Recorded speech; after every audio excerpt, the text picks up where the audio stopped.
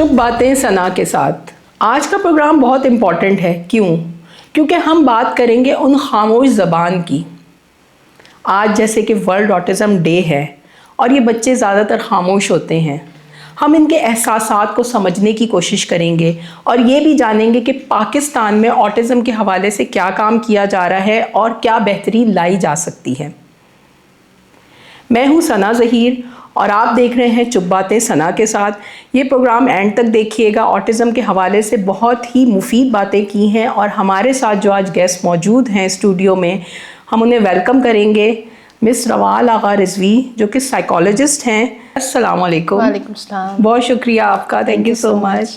अच्छा, ऑटिज़म के हवाले से हम बात कर रहे हैं। सबसे पहले तो अंडरस्टैंडिंग ऑटिज़म ना, कि ये ऑटिज़म है क्या, बीमारी है, क्या चीज़ है, जीन्स में है, क्या, किस तरह से डिस्क्राइब करेंगी? ऑटिज़म मैं आपको क्लियर करती चलूँ यहाँ पे, ऑटिज़म बीमारी नहीं है। ये एक न्यूरो डेवलपमेंटल डिसऑर्डर है जो कि बच्चों में बाय बर्थ भी हो सकता है और बाद में भी डेवलप हो सकता है।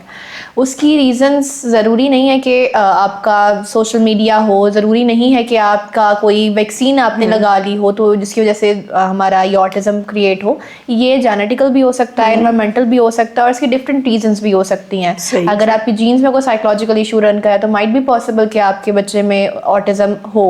और स्क्रीन टाइमिंग इसमें बहुत ज़्यादा इंपॉर्टेंट है कि अगर मदर टू बी मदर्स वो फ़ोन्स बहुत ज़्यादा यूज़ कर रही हैं या बच्चे में बहुत ज़्यादा फ़ोन्स का इस्तेमाल है, स्क्रीन टाइमिंग ज़्यादा, तो उससे भी ऑटिज़म क्रिएट हो सकता है। ये एक बिहेवियरल पैटर्न होता है जिसमें बच्चा डिफरेंट बिहेवियर्स शो करता है। उसको लैक ऑफ कम्युनिकेशन होती है, उसकी कम्युनिकेशन डेवलप नहीं हुई होती, वो सोशल इंटरेक्शन नहीं करता और उसके जो बिहेवियर्स हैं वो बहुत अप डाउन हो रहे होते हैं। कभी वो हैंड फ्लैपिंग कर रहा होता है, कभी वो डिफरेंट तरीके से मुँह के जाविये बना रहा होता है। तो इस तरह से इसको हम न्यूरो डेवलपमेंटल डिसऑर्डर कहेंगे, ये बीमारी नहीं है। पाकिस्तान में ऑटिज़म के हवाले से सबसे ज़्यादा गलतफहमी क्या पाई जाती है? जो गलतफहमियाँ पाई जा रही हैं वो ये है कि जी वैक्सीन लगने की वजह से बच्चे ऐसा पैदा हो रहे हैं, या आप क्या कहते हैं मदर्स की जो कहते हैं डाइटिंग करने से ये चीज़ें ऐसे बच्चे पैदा हो रहे हैं। तो ये जब सब गलत है। हमारे पास सबसे बड़ी गलतफहमी है कि अगर बच्चा बात कर रहा है ना तो उसको कोई इशू नहीं हो सकता, ये ठीक है, ऑटिज़म फ्री है, कम्युनिकेशन सही है उसकी। अगर वो सोशल इंटरेक्शन कर रहा है तो उसकी कम्युनिकेशन में फ़र्क नहीं आ रहा और लोगों से वो मिलजुल सही रहा है, तो उसकी वजह से उसको हम कह सकते हैं वो ऑटिज़म का में शिकार नहीं है। ऑटिज़म एक स्पेक्ट्रम है, ठीक है। हम ये कहते हैं कि वैक्सीन लगने की वजह से बच्चा ऐसा हो गया, ऐसा नहीं है। ये दिमागी मसला है कि न्यूरो डेवलपमेंटल डिसऑर्डर है जो जेनेटिकली भी हो सकता है, बाय बर्थ भी हो सकता है ये, और आप कह लें कि ये पैदाइश के बाद भी हो सकता है, क्योंकि उसके डिफरेंट रीजंस हैं। हमारे यहाँ हर चीज़ को कहीं ना कहीं सुपरस्टिशियस होकर देखा जाता है। कहीं आपके लिए एजुकेशन की कमी की वजह से उसमें जो मुमकिन हद हो भी नहीं सकती उस हद पे भी जाके लोग बात कर देते हैं कि जी जैसा कोविड था, कोविड के बाद मल्टीपल बच्चे जब पैदा हुए और उनके अंदर एक ही पैटर्न को देखा गया कि ऑटिज़म है या कोई और इशू है, तो उन्होंने कहा जो ये वैक्सीन लगी हैं मदर्स को, ये उसकी वजह से हो रहा है। तो ऐसा नहीं है, क्योंकि उसकी रीजंस भी सबसे पहले यही आती हैं कि आपके अंदर अगर लैक ऑफ एजुकेशन है ना तो आप उस चीज़ को समझ नहीं पाते।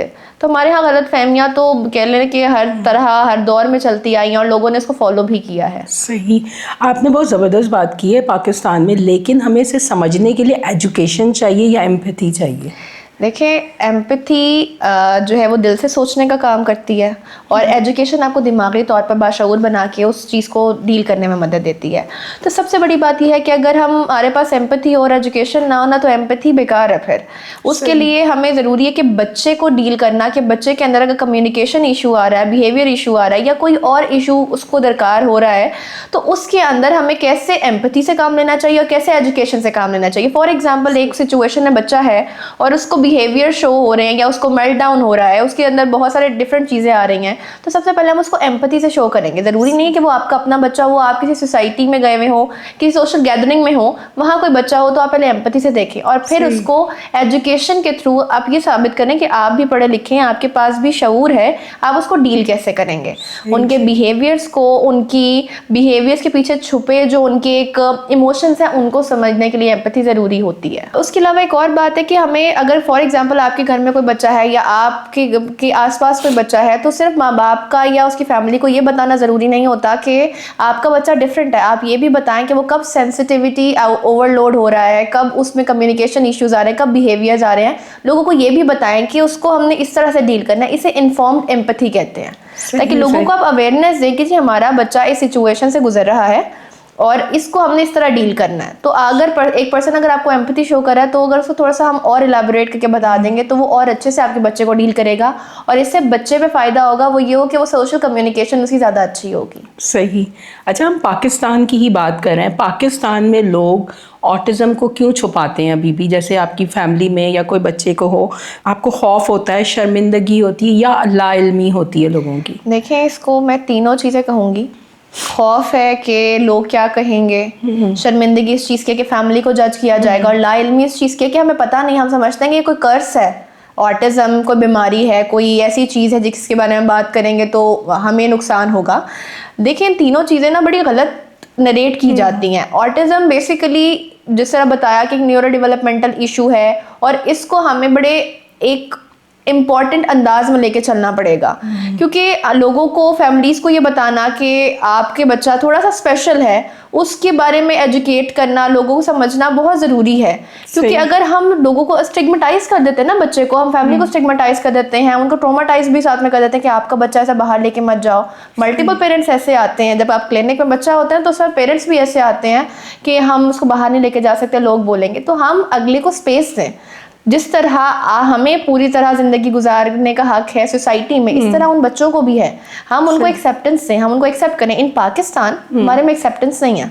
हमारी अपनी फैमिली के लोग एक्सेप्ट नहीं कर रहे। हमारी अपनी फैमिली भी नहीं करती। आप कह लें कि हमारी सोसाइटी, ओहो अच्छा इसको ना लेके आओ, ये ना तोड़ फोड़ कर देता है, इसको ऐसे कर दो। सबसे ज़्यादा ब्लेम्स मदर पे आता है। तो मदर का कसूर इसमें कैसे है? मतलब ये जिस तरह रिश्तेदारों को कि ये अपने बच्चे को नहीं कर रहे हैं, ऑटिज्म में डाल दिया है, जिस तरह के ऑटिज्म में देखें, ये अल्लाह ताला की तरफ से ना कुछ इम्तिहान होते हैं जो कि माओ को और फैमिलीज को करने पड़ते हैं।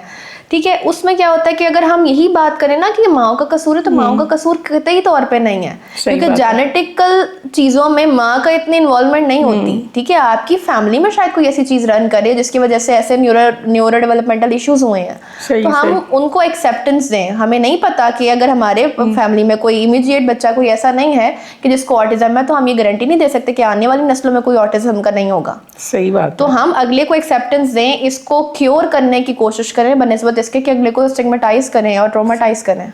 अच्छा, एक चीज़ और कि ये इन बच्चों की खामोश ज़बान होती है मोस्टली ना, तो इसको किस तरह से समझा जाए? देखें, खामोश ज़बान, आपने बड़ी प्यारा एक वर्ड बोला, सिर्फ इन बच्चों की नहीं, हमारा जो कम्युनिकेशन का एक पॉइंट है ना, उसमें बिहेवियर भी आता है। हमारा बिहेवियर क्या कह रहा है? अगर फॉर एग्जांपल कोई मुझसे बात कर रहा है, मैं कीप क्वाइट हूँ, बिल्कुल मैं कोई बात नहीं करी, तो उसको पता है कि ये बात करने में इंटरेस्टेड नहीं है। तो इसी तरह इन बच्चों के अंदर भी बहुत सारे ऐसे बिहेवियर्स होते हैं जो ज़रूरी नहीं कि वो ज़बान से इकरार करें या ज़बान से कुछ चीज़ का इजहार करें, उनका बिहेवियर भी होता है। अब एक बच्चा अगर एक रिजिड बिहेवियर शो कर रहा है कि मैंने नहीं मिलना, तो उसका मतलब वो नहीं इंटरेस्टेड अगले पर्सन से बात करने में। हमें उसके बिहेवियर्स के पीछे छुपे उसके एहसासात को जानना बहुत ज़रूरी है। जब तक हम उनके एहसासात को नहीं जानेंगे ना, हम उन बच्चों को डील नहीं कर पाएंगे।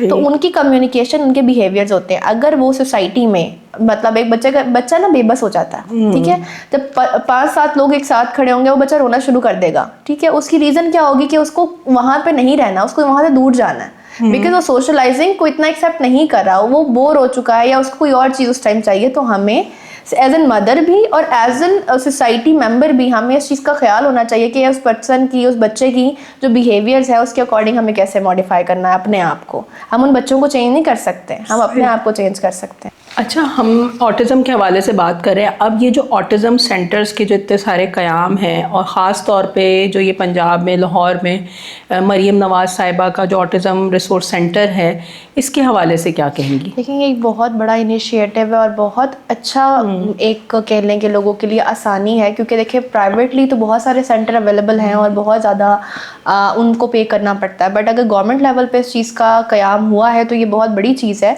और उनके जितनी मैंने वेबसाइट वेबसाइट पे उनकी रिसर्च पढ़ी है, उनको देखा है, तो उसमें ये है कि वो हर एस्पेक्ट पे बात कर रही हैं। उनके पास एजुकेशनल काउंसलर भी है, उनके पास एजुकेशनल साइकोलॉजिस्ट भी है, ओटी का पर्सन भी है, स्पीच थेरेपिस्ट भी है, पूरा एक इंक्लूसिव सेटअप उन्होंने बनाया है और उसके क़याम से लोगों को फ़ायदा भी हो रहा है। क्योंकि देखें बहुत सारे लोग ऐसे हैं कि जो थेरेपी अफोर्ड नहीं कर सकते, उनके लिए उस खर्चे को निकालना ही बहुत बड़ी बात है। और ऊपर से एक स्पेशल नीड का बच्चा आपके घर में, वो भी एक बहुत बड़ा इम्तिहान होता है। जाहिर सी बात है क्योंकि आपका मुल्क के जो आप कह लें कि जो फाइनेंशियल क्राइसिस है वो इतने बढ़ गए हैं कि अगर 2 वक्त की कोई रोटी भी अपने घर में अफोर्ड कर रहा है तो वो भी बहुत बड़ी बात है। तो इस तरह एक ऐसे पर्सन का, जिससे घर में स्पेशल नीड का बच्चा है जो कि अफोर्ड नहीं कर सकता, वो उस तरफ जाके, उस सेंटर में जाके अपने बच्चे को एडमिशन करा सकता है और उसको ही पूरा हक मिलेगा कि ज़िंदगी में और माशरे में वो सर उठा के एक अच्छे पॉइंट पर अपनी ज़िंदगी गुजार सके।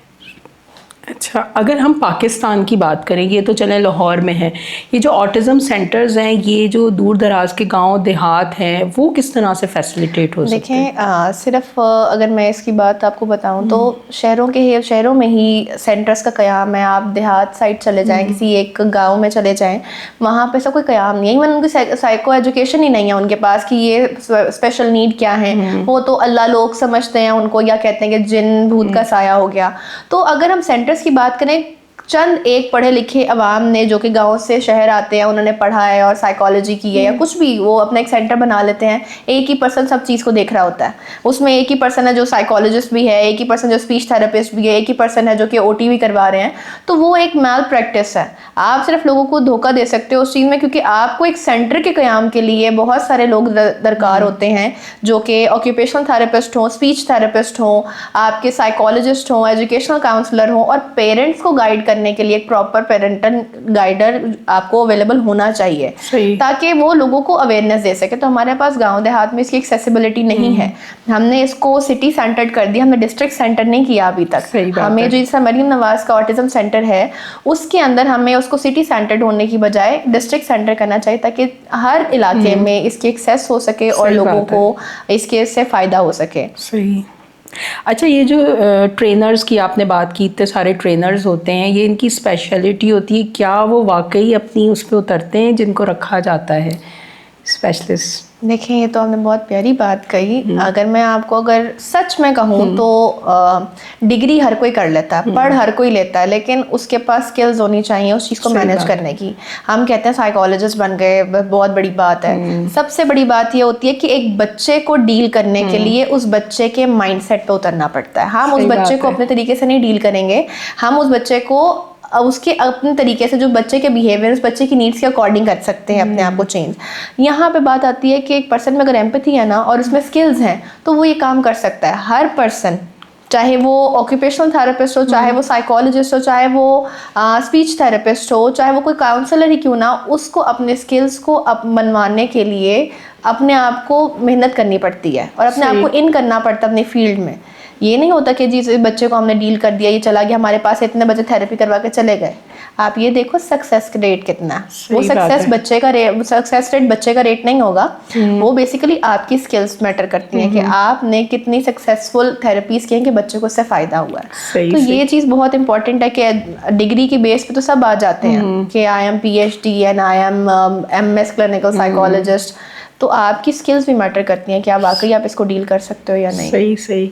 अच्छा, ये ऑटिज़म सेंटर्स की बात हो रही है, अब तो लोग काफ़ी जो है खोल भी रहे हैं अपने तौर पे, लेकिन मयार कहाँ पे है? इनका मयार कहाँ देखती हैं? देखिए, इनका मयार सिर्फ उस वक्त नज़र आता है जब एथिक्स, आपकी थेरेपीज और आपके जो communication with parents and with the children हैं वो प्रॉपर हों। सही बात। हमारे सेंटर्स में कितने सेंटर्स हैं, अगर मेरी ऑडियंस देख रही है तो उनको ही पता होना चाहिए कितने ऐसे सेंटर्स हैं जहाँ पे पेरेंट्स को बुला के पेरेंटल गाइडलाइन दी जाती है कि आपने बच्चे को ऐसे डील करना है। साइको एजुकेट करता है कोई नहीं कर रहा। तो ये मेयार का लेवल है कि सबसे पहले देखिए 3 घंटे पेरेंट्स वहाँ बैठे हुए होते हैं, मोस्टली वो बैठे हुए होते हैं। ये नहीं कि आप इतनी देर में पेरेंट्स को ही कुछ सिखा दें। आप 2 घंटे बैठे हुए होते हैं। देखिए ना, आप 3 घंटे थेरेपी के लिए बच्चा जाएगा, बाकी टाइम उसने घर पे गुजारना है, उस मदर के साथ गुजारना है जिसको जो उस बच्चे की हर चीज़ देख रही है। अगर उनको वो गाइडलाइन प्रोवाइड कर दें, वो एथिकल गाइडलाइन दे दें, या उनको कहें कि साइको एजुकेट करें कि आपके बच्चे में ये इशू, आपने इसको ऐसे डील करना है, सही ठीक है, बात तो है। उस तरह से फिर चीज़ें बहुत मैटर करती हैं। और एक कह लें कि आप मयार के मुताबिक जो है वो एक सेंटर काम करता है, बट हमारे यहाँ अनफॉर्चुनेटली ऐसा नहीं है। सही बात हमारे है। यहाँ हर साइकोलॉजिस्ट जिसने डिग्री की है वो एक क्लिनिकल सेटअप खोल के बैठ जाता है कि जी हम यहाँ थेरेपी दे रहे हैं। तो लाइसेंस होना चाहिए, जैसा डॉक्टर्स का लाइसेंस है इस तरह साइकोलॉजिस्ट का भी लाइसेंस होना चाहिए, कि पता हो कि ये पर्सन इतना एलिजिबल है कि ये एक प्रॉपर सेटअप को ओपन कर सके और अपने क्लिनिक के थ्रू किसी को क्लिनिकल असेसमेंट दे सके। सही बात क्योंकि है। देखें, एक बच्चे की क्लिनिकल असेसमेंट बहुत इंपॉर्टेंट होती है और उसी की बिहाफ पे उसकी आगे की लाइफ जुड़ी होती है। आप किसी भी जगह पे अपना स्पेशल नीड का बच्चा लेके जाए, वो ये पूछते हैं क्लिनिकल असेसमेंट रिपोर्ट दें। सही बात तो वो जब रिपोर्ट नहीं आपको सही मिलेगी, मैंने भी बहुत दफ़ा ऐसे क्लिनिकल केसेस देखे हैं, मेरे पास रिपोर्ट आती है कि मैं ये बच्चे को डायग्नोसिस है, मैंने कहा मुझे तो इसमें से कोई भी एक सिम्टम नहीं लग रहा उस बच्चे में।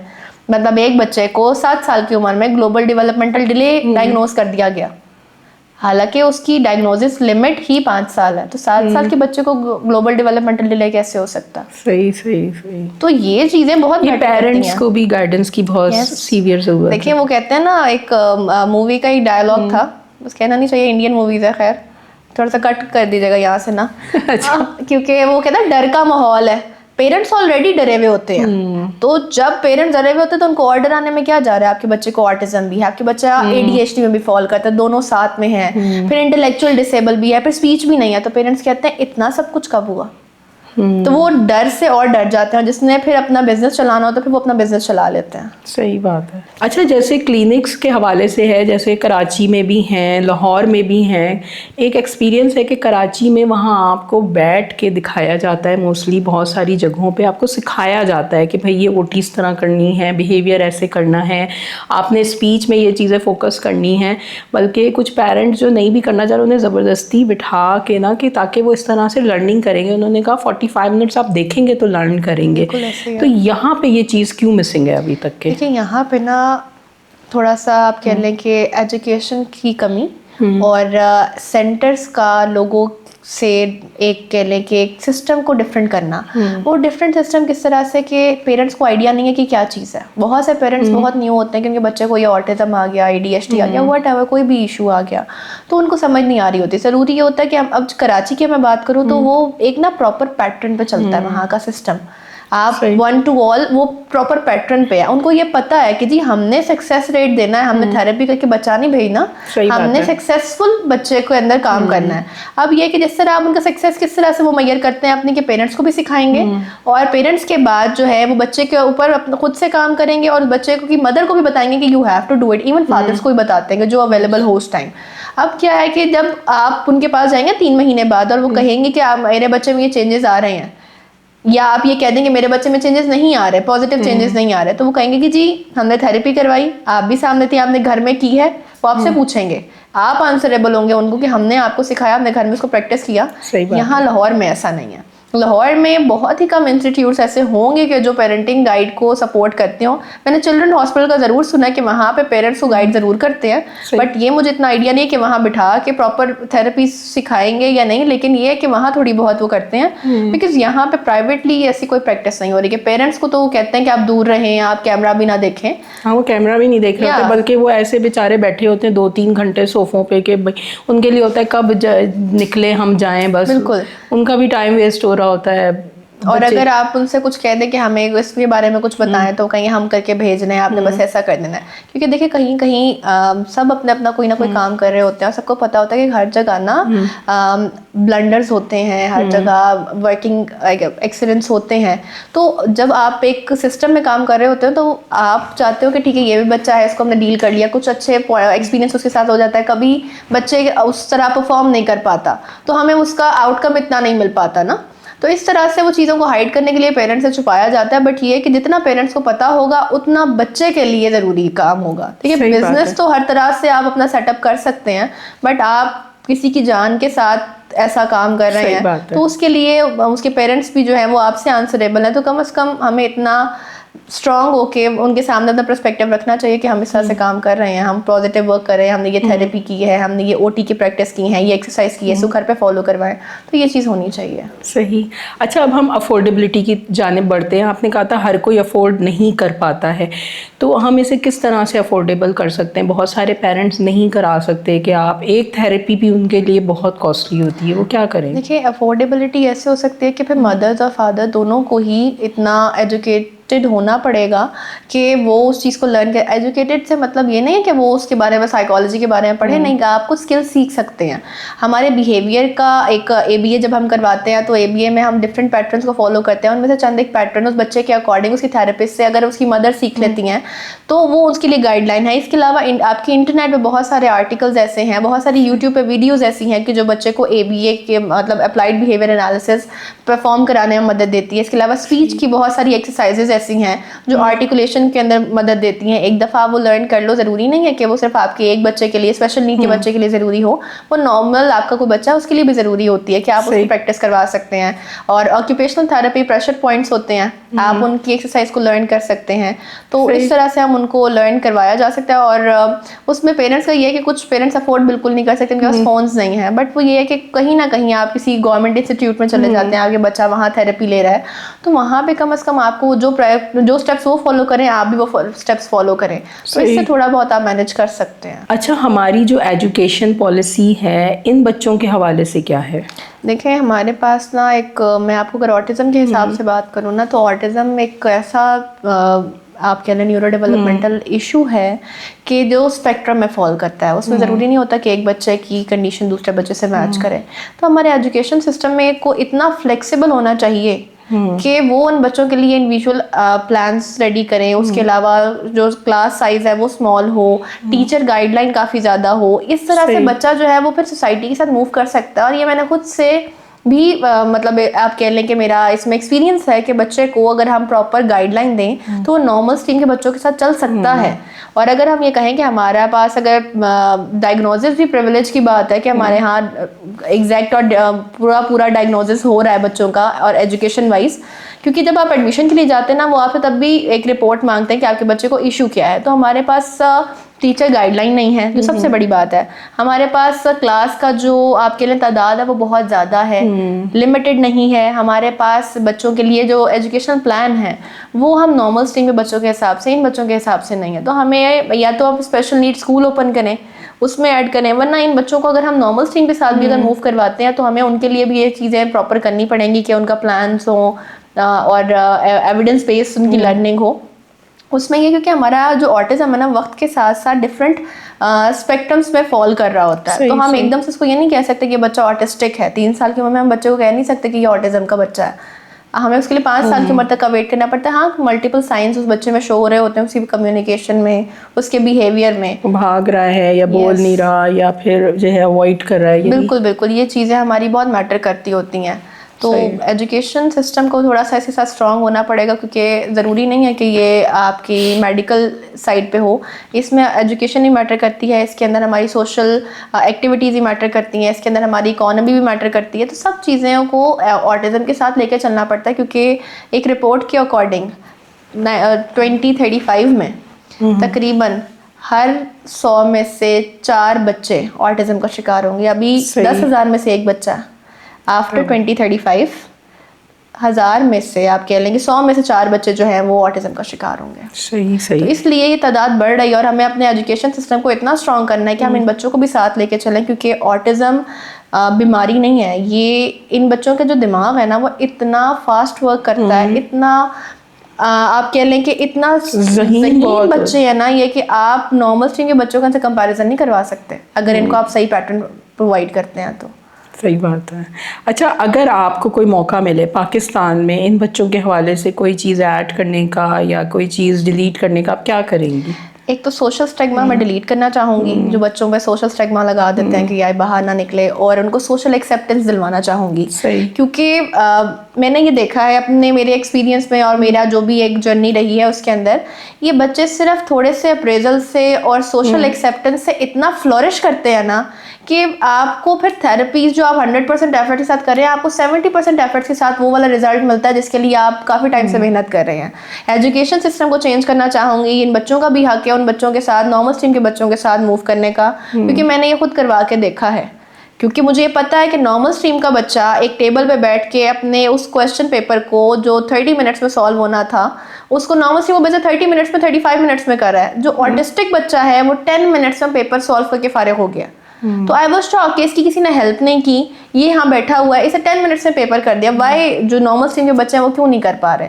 तो एजुकेशन सिस्टम को मैं इतना इम्प्रूव करना चाहूँगी, उनके लिए इंडिविजुअल प्लान्स बनाऊंगी, उनके लिए मैं कम्युनिकेशंस के डिफरेंट पॉइंट्स और प्लेटफॉर्म्स बनाना चाहूँगी, ताकि बच्चा जाके अपने बिहेवियर्स जो उसके अंदर हाइड किए हुए हैं उनको शो कर सके, और इमोशंस को वो अपनी स्पीच के थ्रू, चाहे वो जिस लैंग्वेज में बोल रहा है, चाहे वो सही बोल पा रहा है नहीं बोल पा रहा, लेकिन एक दफ़ा उसको इतनी एफर्ट ज़रूर करवाना चाहूँगी कि वो अपने आप को परफॉर्म कर सके कि मैं क्या हूँ, मेरी आइडेंटिटी क्या है। सही सही।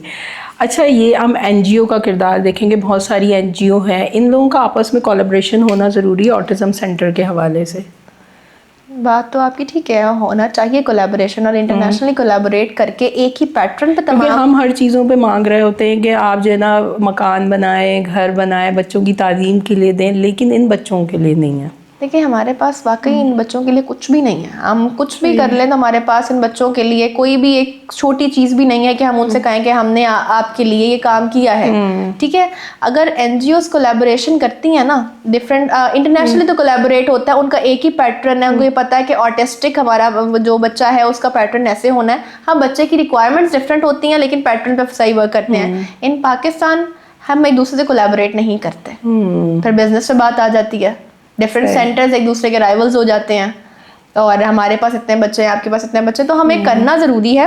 अगर गवर्नमेंट लेवल पे जैसे मरियम नवाज का ऑटिस्टिक सेंटर क्रिएट हुआ है, आपकी बात है कि हमें इसे फैलाना चाहिए। yes, इसकी सब डिविजन्स होनी चाहिए, ये डिस्ट्रिक्ट लेवल पे जाना चाहिए, और लाहौर के मुख्तलिफ प्लेसेस पे जिससे इसके सेंटर्स और ओपन होने चाहिए, ताकि गवर्नमेंट लेवल पे अगर ये बात सामने आती है ना कि हम स्पेशल नीड के बच्चों के लिए कुछ कर रहे हैं, तो फिर लोग भी बाहर आके अपने बच्चे को यहाँ एडमिशन करेंगे। ज़रूरी नहीं है कि कोई नॉर्मल बैकग्राउंड से हो तो वो करवाए। आपके एक एलीट क्लास भी अगर उनको पता है कि हमारे बच्चे के लिए एक प्रॉपर तरीके से काम चल रहा है।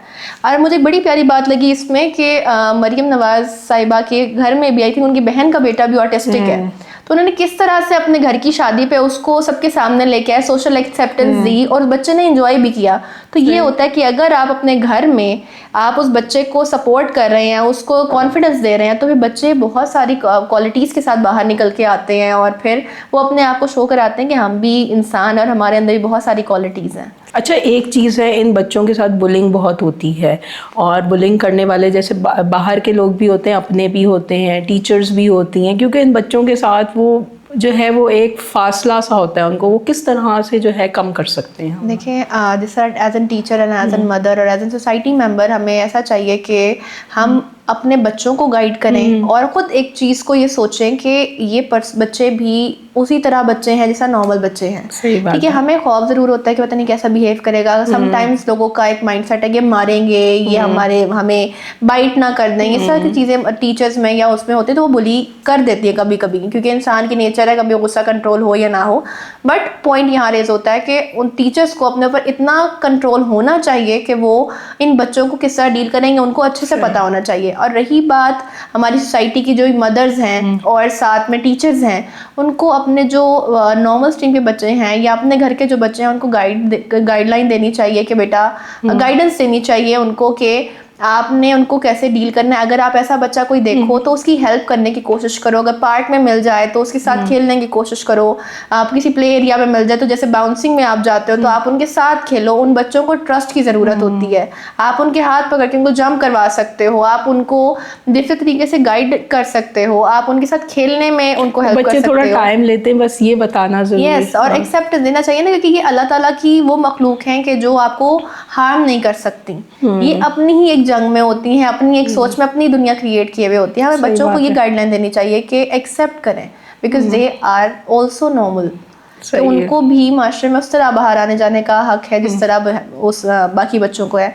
समटाइम्स पेरेंट ऐसे होते हैं कि मॉल में लेके जाते हैं बच्चा, और जो बहुत ही कॉमन इशू है कि वो दूसरा बच्चा कोई अगर लॉलीपॉप उसके पास है या कोई कैंडी उसके पास है, इवन मीठी चीज़, कोई बिस्किट है, चॉकलेट है, तो वो ऑटिस्टिक बच्चा वो फौरन जाके वो चीज़ लेने की कोशिश करता वो है, ले लेता है, वो ले लेता है। और वो ये चीज़ है ना, फिर Yes, पेरेंट्स को समझाना मुश्किल है। पेरेंट्स जो दूसरे पेरेंट्स हैं उनके लिए भी oh my God go away, parents भी इसे कभी कभी करते हैं, बट हमें अपने बच्चों को ये बताना चाहिए कि अगर ऐसा हो जाए तो इट्स ऑल राइट, मैं आपको और ले दूंगी या और ले दूंगा, ठीक है। तो बच्चों को बताना चाहिए कि आपने एक्सेप्टेंस कैसे देनी है। वो बच्चा अपनी सोच में तो उसके लिए सब चीज़ें नॉर्मल हैं, हमें थोड़ा सा समझना पड़ेगा कि क्या आपका बच्चा समझ सकता है, उन ऑटिस्टिक पेरेंट्स का बच्चा नहीं समझ सकता। वो जिस तकलीफ में है या जिस सिचुएशन से गुजर रहे हैं हम उसको मैनेज ज़रूर कर सकते हैं, but we have to do something कि जो उनके लिए हेल्पफुल हो। अच्छा, ऑटिज़म के हवाले से आपने बहुत ही जो है डेप्थ में बताई, पहले भी हमारी डिस्कशन हो गई थी, आज की हमारी डिफरेंट थी क्योंकि वही के वक्त के साथ साथ ऑटिज़म किस तरह से फैलता जा रहा है।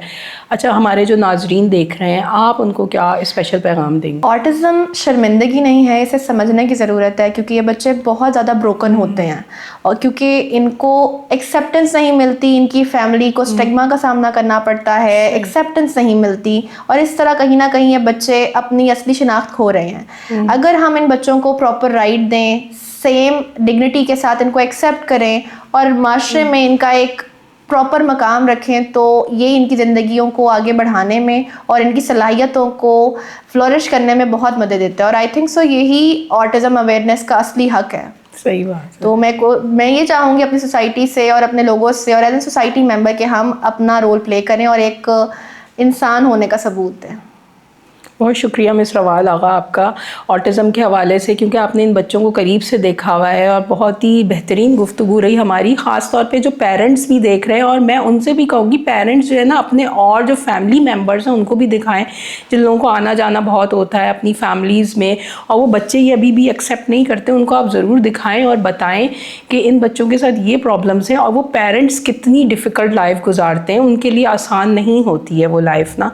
तो इसी के साथ वो जो पेरेंट्स हैं उनको भी मैं जो है हिम्मत पे उनकी दाद दूंगी कि आप बहुत अच्छा काम कर रहे हैं, आप करते रहें और उम्मीद है कि आपके बच्चे जो है इंशाल्लाह फ्यूचर में एक बहुत अच्छी होप लेके उभरेंगे।